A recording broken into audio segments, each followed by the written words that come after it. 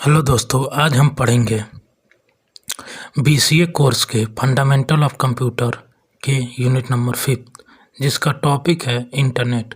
जिसमें हम देखेंगे overview, architecture, history, functioning, application और देखेंगे बेसिक सर्विस ऑफ इंटरनेट में W, email, FTP, telnet, gopher, search engine, news group, chat room etcetera. और मल्टीमीडिया में देखेंगे overview, component, software to application, transition from conventional media to digital media. और इसमें हम पहला टॉपिक देखेंगे इंटरनेट।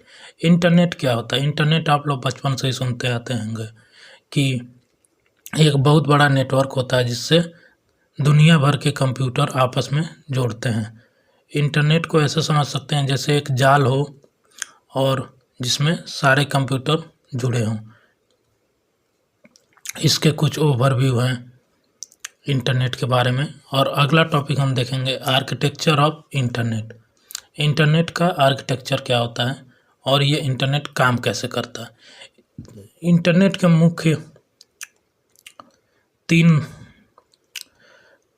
लेयर होते हैं, जिसमें आप देख सकते हैं क्लाइंट हो गया, सर्वर हो गया, नेटवर्क हो गया।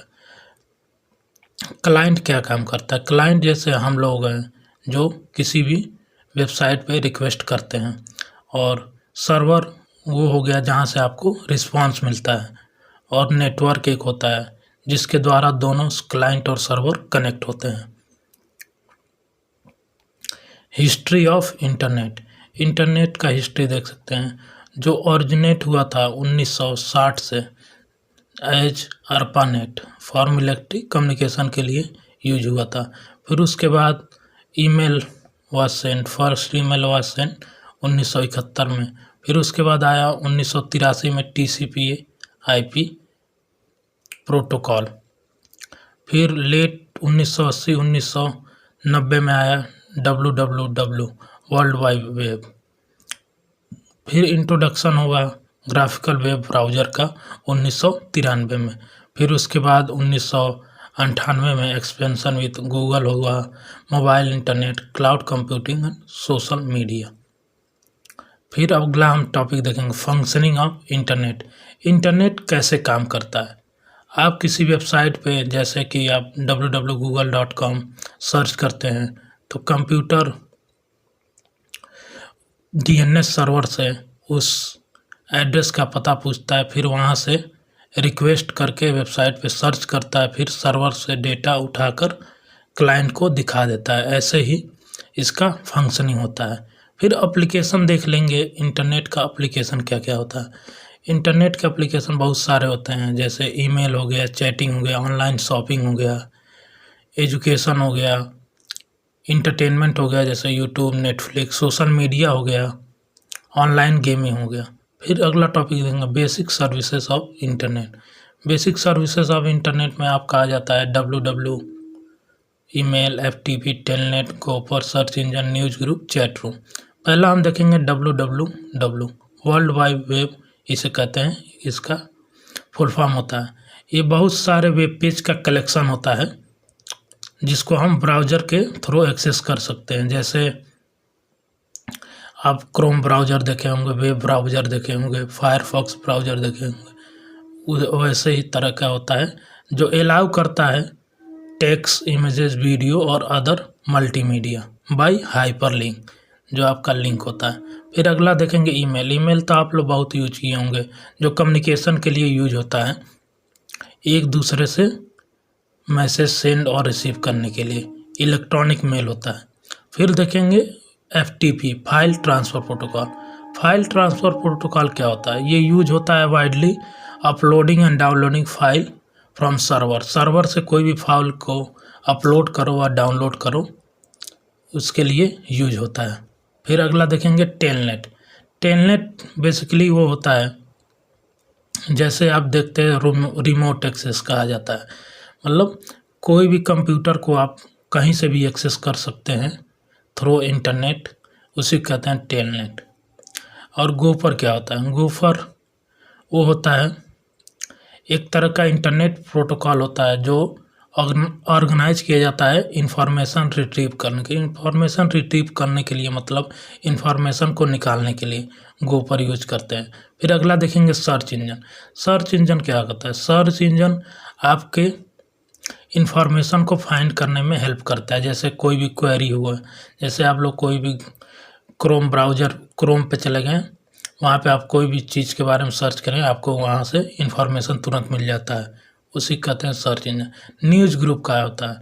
न्यूज़ ग्रुप ये होता है जहाँ पे किसी भी मुद्दा पे डिस्कशन करना और जहाँ पे कोई भी चीज़ पोस्ट करना और उसके बारे में कुछ बात करना, उसी कहते हैं news group. Chat room and instant messaging क्या होता है? चैट रूम और इंस्टेंट मैसेजिंग ये होता है लाइव बातचीत करना, कम्युनिकेशन करना रियल टाइम में, जैसे व्हाट्सअप हो गया, ईमो हो गया, इंस्टाग्राम हो गया, जो रियल टाइम में बातचीत करते हैं। फिर अगला हम देखेंगे multimedia. Overview, component, software, tools, application, transition from conventional media to the digital media. इसमें हम देखेंगे मल्टीमीडिया क्या होता है, इसका ओवरव्यू देखें। कई सारे मीडिया को मिलाकर जो हमें मनोरंजन या इंटरटेनमेंट प्रदान करता है, उसी को हम कहते हैं मल्टीमीडिया। जैसे कम्बिनेशन ऑफ वेरियस कंटेंट होता है, जैसे इंटरटेनमेंट हो गया, ट्रेनिंग हो गया, एजुकेशन हो गया, बिजनेस हो गया। इसके कुछ कंपोनेंट होते हैं। इसके कंपोनेंट मान लीजिए आपके हो गए टेक्स्ट हो गए, ऑडियो हो गए, इमेज हो गए, वीडियो हो गए, एनिमेशन हो गए, ये सब इसके कंपोनेंट होते हैं। और इसके सॉफ्टवेयर टूल क्या होता है मल्टीमीडिया के? जैसे एडोबी फोटोशॉप हो गए, आप लोग यूज किए होंगे, आफ्टर इफेक्ट हो गया, कोलर ड्रॉ हो गया, ब्लेंडर हो गया, ये सब इसके सॉफ्टवेयर टूल्स होते हैं। अब इसके एप्लीकेशन देखेंगे। एप्लीकेशन क्या क्या होते हैं? एप्लीकेशन होते हैं एजुकेशन हो गया, बिजनेस हो गया, एंटरटेनमेंट हो गया, कम्युनिकेशन हो गया, हेल्थ केयर हो गया, ये सब इसके एप्लीकेशन है। और लास्ट हम देखेंगे transition from conventional to digital media.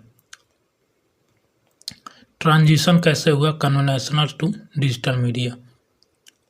जैसे देखेंगे the shift from traditional media जैसे print, physical film, analogue TV to digital media involve. मतलब जैसे पहले था print, physical film, analogue TV, radio, उसको चेंज किया गया डिजिटल मीडिया में, तो क्या होगा? It easier to edit, distribute and access globally, enhance user interactivity and personalisation.